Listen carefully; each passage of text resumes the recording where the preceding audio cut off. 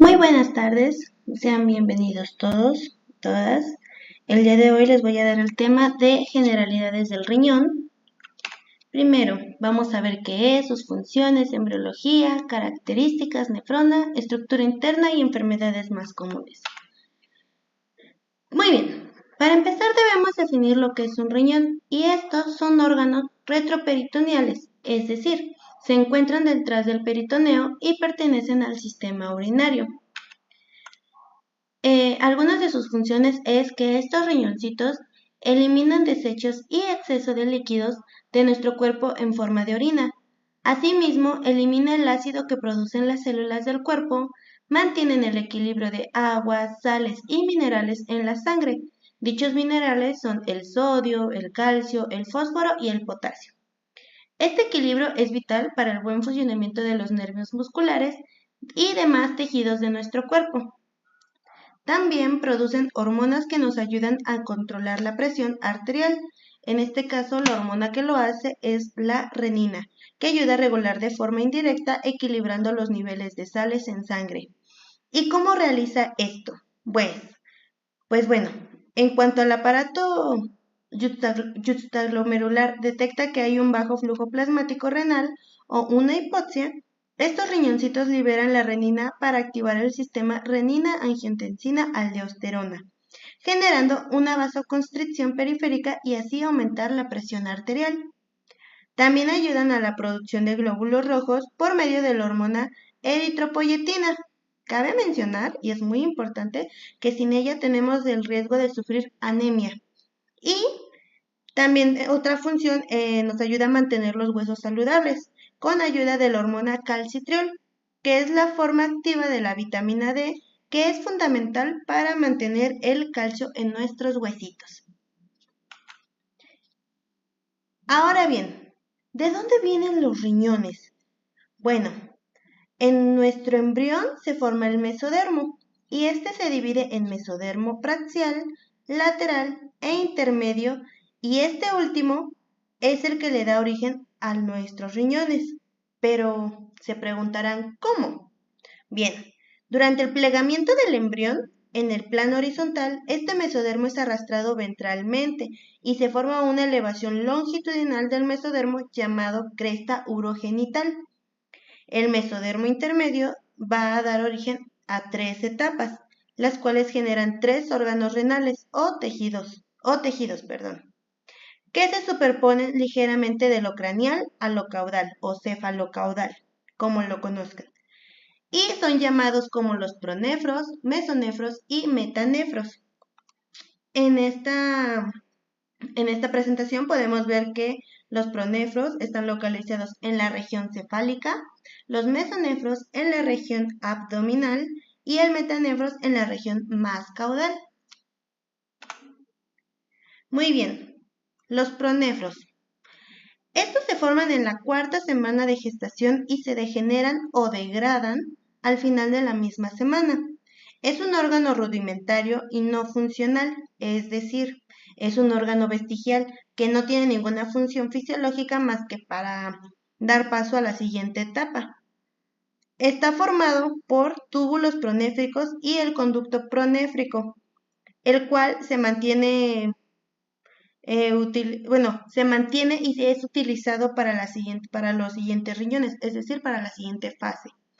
Y son de 7 a 10 grupos celulares que en la cavidad, en la región cervical, que dan origen a nefrotomas vestigiales. Aquí podemos ver los pronefros, es la bolita de ahí. Mesonefros, muy bien. Se forman al final de la 4ª semana de gestación.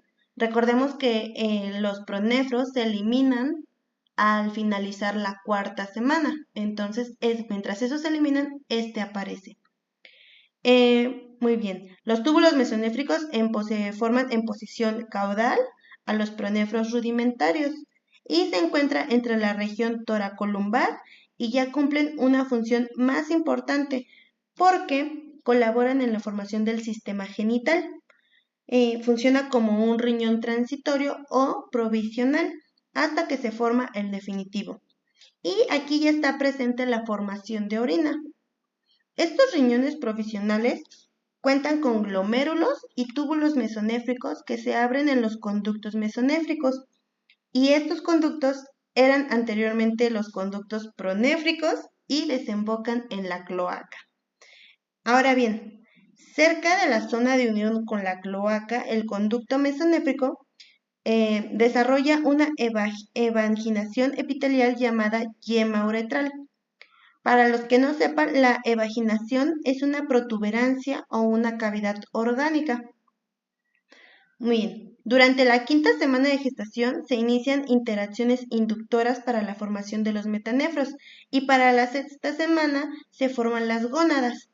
Y ya para el final de la octava semana de gestación, los corpúsculos se degeneran o degradan, pero los túbulos mesonéfricos se mantienen y se convierten en los conductos eferentes de los testículos. Ahora, los metanéfros es la tercera y última etapa en la formación de nuestros riñones, y aparecen en la quinta semana de gestación con la formación de la yema uretral, que proviene del conducto mesonéfrico, y empieza a funcionar a partir de 4 semanas. 4 semanas después empieza a funcionar. Características macroscópicas. Hay que recordar que tenemos 2 riñones en forma de frijolito o habichuela, y tiene un color café rojizo y está rodeada de una cápsula fibrosa llamada cápsula de Gerota o fascia renal.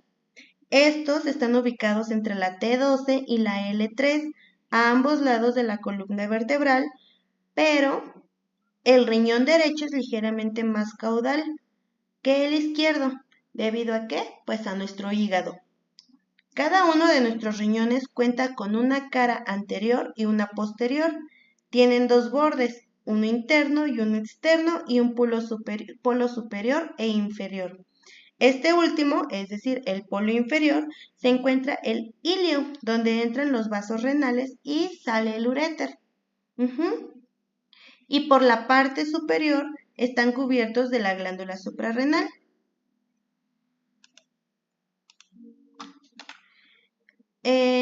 Tienen un peso aproximado de 125 a 170 gramos en el hombre adulto y de 115 a 155 gramos en la mujer adulta. Miden aproximadamente de 11 a 12 centímetros de largo, 5 a 7.5 centímetros de ancho y de 2 a 5.3 centímetros de grosor. Una forma para poder medirlo es poner tu manita en puño, y se supone que más o menos de ese tamaño es tu riñón. Ahora bien, la nefrona. La nefrona es la unidad funcional del riñón y se origina a partir del blastema metanéfrico. El blastema metanéfrico es un conjunto de células embrionarias que induce el desarrollo del metanéfros. Todo esto viene a partir de nuestro embrioncito. Está compuesto por glomérulos, corpúsculo renal y túbulos renales, y tenemos de 900,000 a 1,000,000 de nefronas. Estructura interna. Tenemos lo que es la corteza renal. Esta es la capa externa del riñón y contiene los glomérulos, que son redes de capilares donde ocurre la filtración inicial de la sangre. Está la médula renal. Está situada en la parte interna de nuestro riñón y se divide en varias pirámides renales. Dentro de estas pirámides se encuentran los túbulos renales que recolectan y concentran la orina. La médula también contiene las asas de Henle que ayudan en la concentración de la orina. Las papilas renales son las puntas de las pirámides renales que drenan la orina en los cálices menores, y también tenemos lo que es el cáliz menor y el cáliz mayor. Estos, los menores, reciben la orina de las papilas renales y la transfieren a los cálices mayores. Y estos cálices mayores se encargan de llevar la orina a la pelvis renal. Una vez estando la orina en la pelvis renal, que es una cavidad central que recibe la orina de los cálices mayores, Este la dirige hacia el uréter, que la transporta a la vejiga. Es decir, retomando todo, papilas renales se van hacia cálices menores, de las cálices menores se van a los cálices mayores, y del mayor a la pelvis, y de la pelvis al uréter, y del uréter a la vejiga. Vascularización. Cada riñón recibe sangre a través de una arteria renal y la sangre filtrada se drena por la vena renal. Ahorita les voy a comentar cómo es el proceso de vascularización. Muy bien, como les comento, el riñón recibe sangre a través de la arteria renal y que se origina en la aorta abdominal. Esta arteria renal entra en el riñón a través del ilio. Una vez estando dentro del riñón, la arteria renal se va a dividir en 5 arterias segmentarias que irrigan diferentes secciones del órgano. Luego, en el seno renal se ramifican las arterias segmentarias para dar origen a las arterias interlobulares, que ingresan en el parenquima renal entre las pirámides. Luego, las arterias interlobulares, que sería por aquí, estas. Luego, esas arterias interlobulares se dividen en arterias arcuatas, que siguen el borde entre la corteza y la médula renal, que es acá.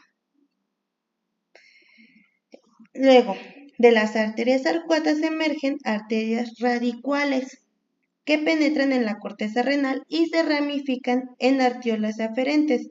Las arterias aferentes llevan sangre a los glomérulos, donde ocurre la filtración de la sangre. Y una vez que ya está filtrada esa sangre, sale del glomérulo a través de las venas deferentes, que forman una red de capilares peritubulares alrededor de los túbulos renales. Y finalmente se recogen las venas renales, que drenan la sangre del riñón y la transportan hacia la vena cava inferior. Entra por arteria renal y sale por vena renal. Vascular, bueno, aquí hay otra imagen donde vemos aorta abdominal, arteria renal, hasta llegar a la vena renal. Regulación de equilibrio ácido-base. Los riñones mantienen el equilibrio ácido-base en el cuerpo al excretar ácidos y regular la concentración de bicarbonato en la sangre. Estos riñoncitos regulan este equilibrio en 2 formas principales. La primera es que reabsorben el bicarbonato y la segunda es que secretan iones de hidrógeno. Producción de orina. La producción de orina va a depender de la cantidad de líquidos y alimentos que consumamos cada persona, pero en general los adultos pueden producir entre 800 y 2000 mililitros de orina por día, lo que equivale a un poco más de 2 tacitas. Ya para la noche, la cantidad de orina es aproximadamente la mitad de la formada durante el día.